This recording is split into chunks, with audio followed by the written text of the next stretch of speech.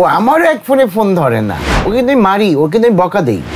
বন্ধুর সম্পর্ক, একটা বাচ্চার সম্পর্ক, একটা বাবা মেয়ের সম্পর্ক। আজকে ওর বাবাকেও আমি বলছিলাম, ওর মা ছিল আমার বন্ধু, বন্ধুর মেয়ে।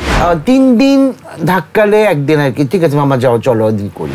শিডিউল পাচ্ছ না, কিন্তু এটা তো আমরা মানতে রাজি না, কারণ তোমার প্রায় কাজই দেখা যাচ্ছে দিঘি দিঘি দিঘি। না এটা অনেকে ভাবে যে দিঘি আমার খুব কাছে, আমার এক ফোনে হয়তো ফোন ধরে, কিন্তু না, ও আমারও এক ফোনে ফোন ধরে না।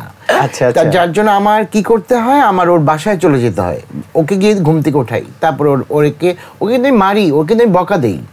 অনেকে হয়তো জানে না যে ওর সাথে আমার একটা বন্ধুর সম্পর্ক, একটা বাচ্চার সম্পর্ক, একটা বাবা মেয়ের সম্পর্ক। আজকে ওর বাবাকেও আমি বলছিলাম যে আমি কিন্তু দিঘিকে অনেক শাসন করি, একদম একদম, কারণ ওর মা ছিল আমার বন্ধু, বন্ধুর মেয়ে। হ্যাঁ, ওর সাথে আমি বন্ধুর আচরণ করি, যে কাজ করতে গেলে তো এটা করতেই হবে আমাদের। ওকে পাই মানে 3 দিন ধাক্কালে একদিন আর কি, ঠিক আছে মামা যাও চলো ওদিন করি।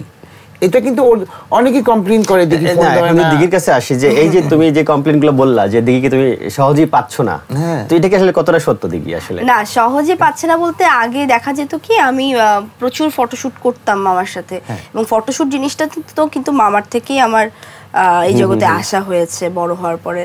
তো টানা অনেকগুলো করার পরে আমার মনে হয়েছে যে আমারও একটা ব্রেক দেওয়া উচিত, কারণ মানুষ আসলে অহরহর একটা ফেস দেখলেও অনেক সময় বিরক্ত হলেও হতে পারে, কমন ফেস হতে পারে।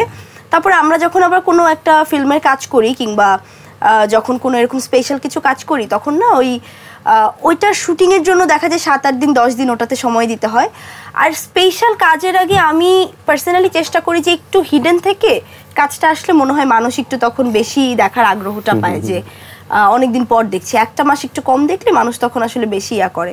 তো ওই জায়গা থেকে হয় কি, এরকম একের পর এক যখন সিনেমার কাজ নিচ্ছি কিংবা ওয়েবের কাজগুলো নিচ্ছি, তখন দেখা যায় এগুলো কাজও একটু কমিয়ে দিচ্ছি। আর মামা তো এখন ফটোশুট ছাড়াও বাইরে অন্যান্য অনেক কাজ করছে, তো দেখা যায় ওগুলো কাজে আসলে আমি অনেক সময় দিতে পারি না, কিংবা ওইগুলো কাজে আমার রোলটা হয়তো বা কম।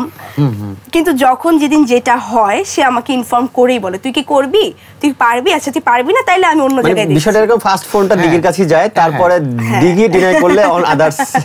যেটা হচ্ছে আমি যেটা বলতেছি তোমাকে, যেটা হচ্ছে যে দিঘি, বারিশ, অপু, আমরা কিন্তু একটা ফ্যামিলিয়ার মতো হয়ে গেছে। যে কোনো প্রোগ্রামে দেখবা হয় বারিশ না দিঘি না অপু বা গৌতম শাহ, এরকম একটা হয়ে যায়।